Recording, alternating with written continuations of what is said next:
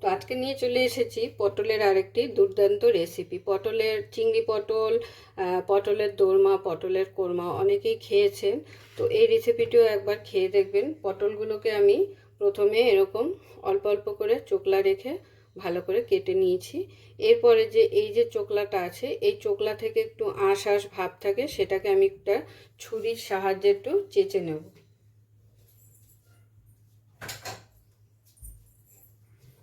তো এইভাবে এই পটলটাকে আমি এইভাবে যেটা আর কি করতে হয়, আমি আপনাদের এটা একটা এইভাবে দেখাচ্ছি।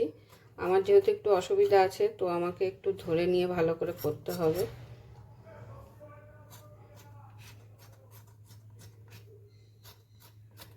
এই যে দেখুন, ছুরি দিয়ে কাটার পরে কিন্তু এই যে আঁশটা উঠছে, এই আঁশটাকে একটু কেটে নিতে হবে। ছাড়িয়ে নিয়েছি। এরপরে যেটা করতে হবে সেটা হলো পটলটাকে ঠিক এই মাঝখানটা দিয়ে এই যে কেটেছি, সেই মাঝখানগুলো একটু এরকম চিরা লাগিয়ে দিতে হবে, যাতে তেল মশলাগুলো ভালোভাবে পটলের ভেতরে ঢুকে যায়। তো ঠিক এইভাবে সমস্ত পটলগুলোকে আমাকে করে নিতে হবে। তো দেখুন, সব কটা পটল কিন্তু আমি বেশ এই ছুরি দিয়ে এইভাবে কাছিয়ে নিয়েছি, দেখে বুঝতেই পারছেন। যেহেতু চোকলাগুলো অল্প অল্প রেখেছি, তো এই চোকলার গায়ে একটা আঁশ থাকে, সবাই জানেন। তো সেটাকে আমি ভালো করে ছুরি দিয়ে চেঁচে নিয়েছি। আর এই যে দেখতে পাচ্ছেন, প্রতিটা পটল কিন্তু আমি এইভাবে ঠিক চিড়ে দিয়েছি, যাতে তেল মশলাগুলো ভালোভাবে ঢুকে যায়। এবারে আমি পটলগুলোকে ভেজে নেব প্রথমে। তো এবারে আমি একটু মশলা রেডি করে আগে দেখিয়ে নিই, তারপরে পটলগুলো ভাজতে চলে যাব। মশলা বলতে এখানে আমি দই নিয়ে নিয়েছি 100 গ্রামের মতো। দইটাকে আমি ভালো করে ফেটিয়ে নিয়েছি, দেখে হয়তো বুঝতেই পারছেন। তো এর মধ্যে আমি এবার দেব জিরে গুঁড়ো,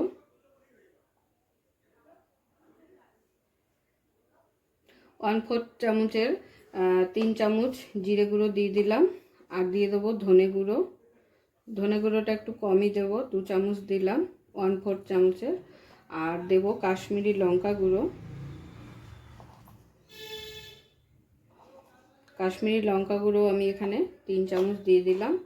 আর এটা হচ্ছে মৌরি গুঁড়ো। মৌরিটাকে আমি শুকনো খোলায় তেলে বেটে নিয়েছি।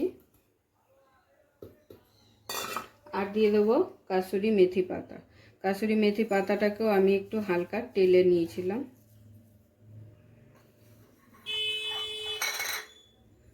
এবারে সবগুলোকে একসাথে ভালো করে মাখিয়ে রেখে দেবো।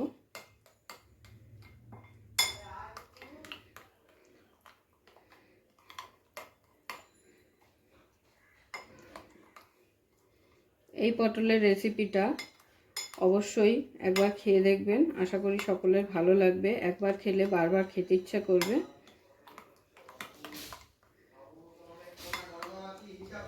একদম নিরামিষ পদ্ধতিতে, আপনারা চাইলে নিরামিষের দিনেও এই রান্নাটা করে খেতে পারেন।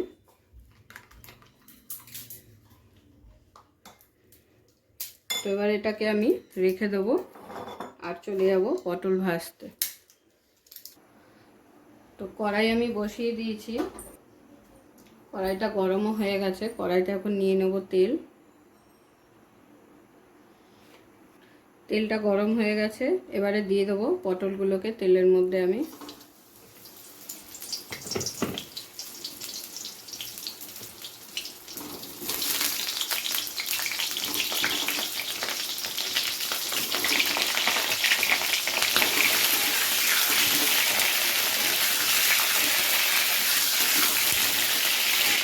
পটলটাকে ভাজার সময় দিয়ে দেবো সামান্য পরিমাণ নুন,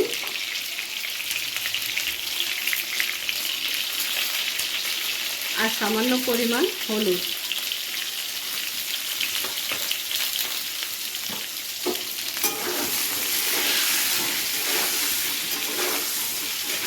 একটু ঘুরিয়ে ফিরিয়ে ভালো করে সব দিকটা ভেজে নিতে হবে। তো পটল ভাজা হয়ে গেছে। এবারে এই তেলের মধ্যে আমি আরও একটু সামান্য তেল অ্যাড করে দিচ্ছি। এবারে এই একই তেলে আমি ফোড়নের জন্য দিয়ে দেবো একটা তেজপাতা, 3টে শুকনো লঙ্কা,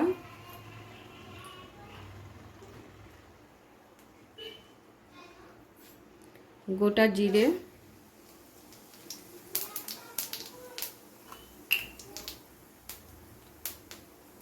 আর সামান্য পরিমাণে একটু হিং।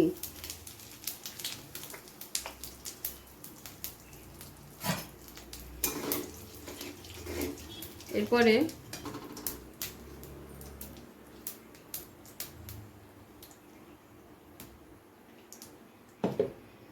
ফোড়নটা থেকে যখন সুন্দর ফ্লেভার বেরাবে তখন দিয়ে দিতে হবে এর মধ্যে আদা বাটা ও লঙ্কা বাটা। তো লঙ্কা বাটা আমি এখানে 1 চামচ দিচ্ছি, আদা বাটাও 1 চামচ,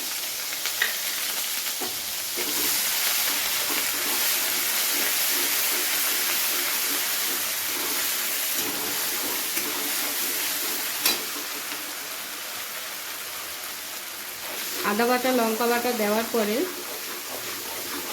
2 মিনিট একটু ভালো করে নেড়ে নিয়ে দিয়ে দিতে হবে টমেটো। টমেটো এখানে আমি মিডিয়াম সাইজের 2টো টমেটো ছোটো ছোটো করে কেটে নিয়েছি।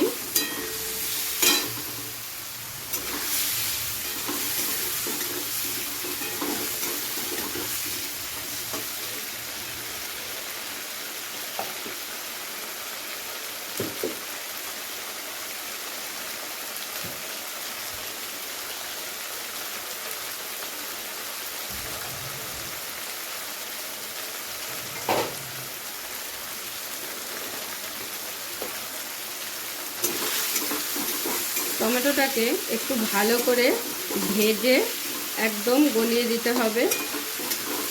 তো সেই কারণে টমেটোটা কিছুটা সময় ধরে আপনাদের ভেজে নিতে হবে যাতে টমেটোটা একদম গলে যায়। এরপরে আমি টমেটোর মধ্যে দিয়ে দিচ্ছি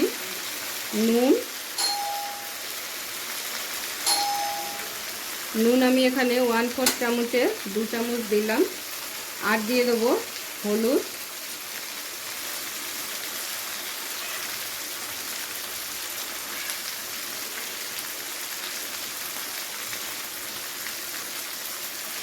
হলুদটা একটু বেশি দিলাম।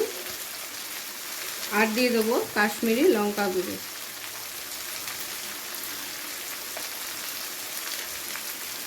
কাশ্মীরি লঙ্কা গুঁড়ো এখানে আমি প্রায় 2.5 চামচ দিলাম 1/4 চামচের।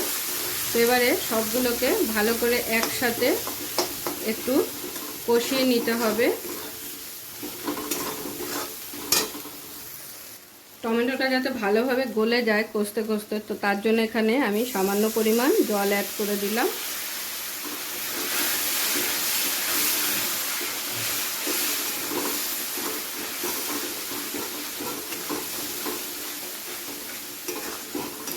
জলটা দেওয়াতে কি হবে, টমেটোটা ভালোভাবে গলে যাবে।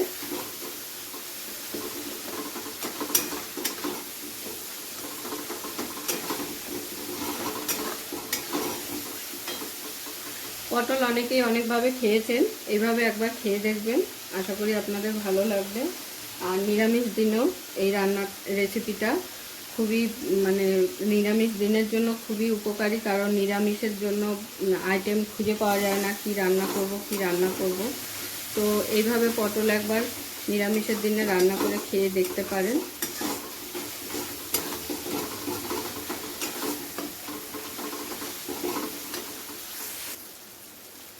তো দেখুন আমি বেশ কিছুটা সময় নিয়ে টমেটোটাকে ভালো করে একদম ঘেটে করে দিয়েছি, যাকে বলে একেবারে ঘেটে বানানো। তো সেরকম করে দিয়েছি টমেটোটাকে। তো এইভাবেই ভালো করে একদম করে নিতে হবে, যাতে একদম মাখা মাখা হয়ে যায় টমেটোটা। আর টমেটোর গা থেকে সুন্দর তেল ছাড়াও শুরু করে দিয়েছে। তো এই পর্যায়ে আমি এখন দিয়ে দেবো দইয়ের পেস্টটা। যে দইয়ের পেস্টটা আমি রেডি করে রেখেছিলাম সেটাকে দিয়ে দেবো এর মধ্যে।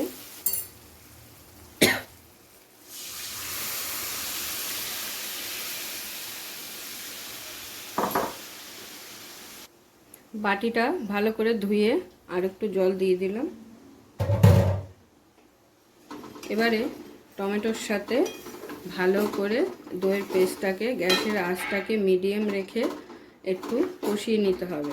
এই সময় যদি গ্যাসের আঁচটা জোরে রাখেন তো দইটা কিন্তু ছানা কেটে যাবে। তো সেই কারণে দইটার পেস্টটা যখন দেবেন তখন গ্যাসের আঁচটাকে কমিয়ে নেবেন। এবারে আমি এটাকে কিছুক্ষণের জন্য চাপা দিয়ে দেবো।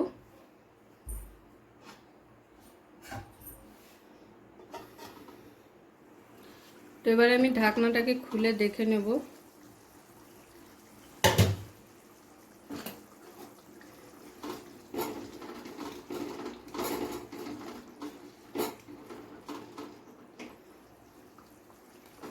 তো দেখুন দইয়ের থেকেও কিন্তু তেল ছাড়া শুরু করে দিয়েছে দইটা যে দিয়েছিলাম।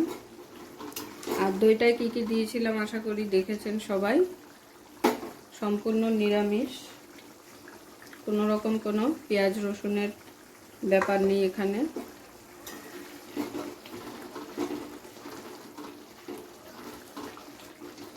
এবারে আমি গ্যাসের ফ্লেমটাকে জোরে করে দিয়েছি।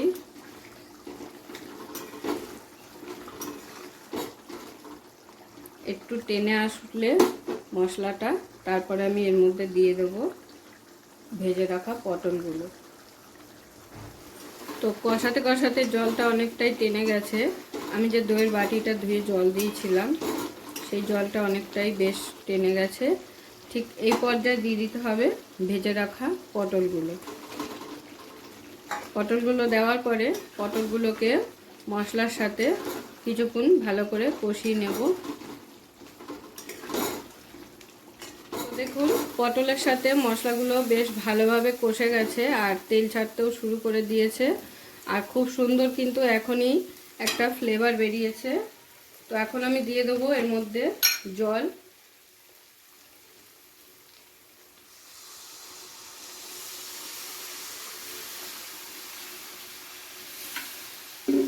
জল কিন্তু খুব বেশি দেওয়ার প্রয়োজন নেই, কারণ এই রেসিপিটা একটু গামাখা গামাখা হবে পটলটা।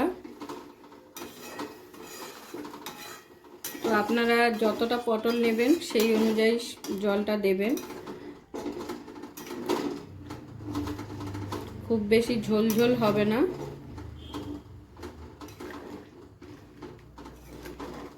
তো আমার পটলের রেসিপি একদম কিন্তু ফাইনালি রেডি। তো এবারে একটু ফুটলেই আমার পটল রেডি হয়ে যাবে। তো দেখতেই পারলেন আমি কিভাবে করলাম পটলটা,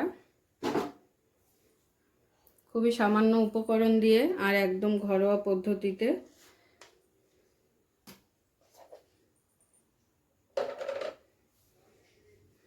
এরপরে একটু ঢাকা দিয়ে দেব। ঢাকা দিয়ে গ্যাসের ফ্লেমটাকে মিডিয়াম টু হাইয়ে রাখবো, কারণ খুব বেশি হাই করব না, আবার একেবারে কমিয়েও দেব না, মিডিয়ামে করে দিলাম। তো এবারে আমি ঢাকনাটা একটু খুলে দেখে নেব। বারবার কিন্তু ঢাকনাটা খুলে একটু হালকা করে নেড়ে দিতে হবে, নালে কিন্তু তলায় লেগে যাওয়ার ভয় থাকে। যেহেতু এতে দই দেওয়া হয়েছে তো একটু বারবার ঢাকনাটা খুলে একটু হালকা করে নেড়ে নিতে হবে। পটলগুলো ভালোভাবে যাতে সেদ্ধ হয় ওই জন্যই ঢাকা দিয়ে দিয়ে করা। আবার আমি ঢাকা দিয়ে দিলাম। এবারে আমি ফাইনালি ঢাকনাটা আবারও খুলে দেখে নেব।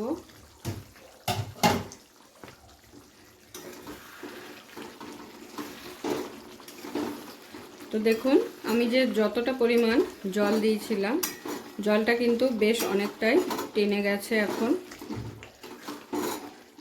আর একটা পটল আমি একটু দেখে নেব কেমন সেদ্ধ হয়েছে। তো দেখুন খুন্তি দিয়ে চাপলে সুন্দর গলে যাচ্ছে, একদম কেটে গেল। তো তার মানে আমার পটলটা খুব ভালোভাবে সেদ্ধ হয়ে গেছে। এখন আমি লাস্ট এটাকে ফিনিশ করব কিছুটা কুচানো ধনেপাতা ও গরম মশলা দিয়ে। আগে দিয়ে দিচ্ছি গরম মশলাটা। 1/4 চামচের 1.5 চামচ আমি গরম মশলা দিয়ে দিলাম। গরম মশলাটাকে একটু ভালো করে মিশিয়ে নিই।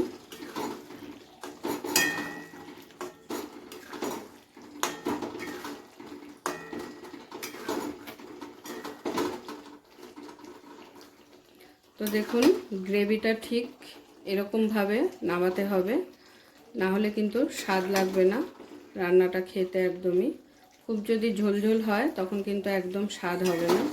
গ্রেভিটা এরকমই হবে, মাখা মাখা।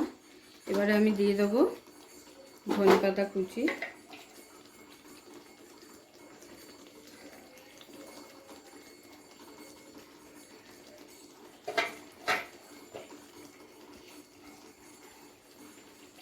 তাহলে আমার দই পটল, নিরামিষ দই পটল ফাইনালি একদম পুরো রেডি। গরম গরম প্লেটে সার্ভ করে নেব এবার।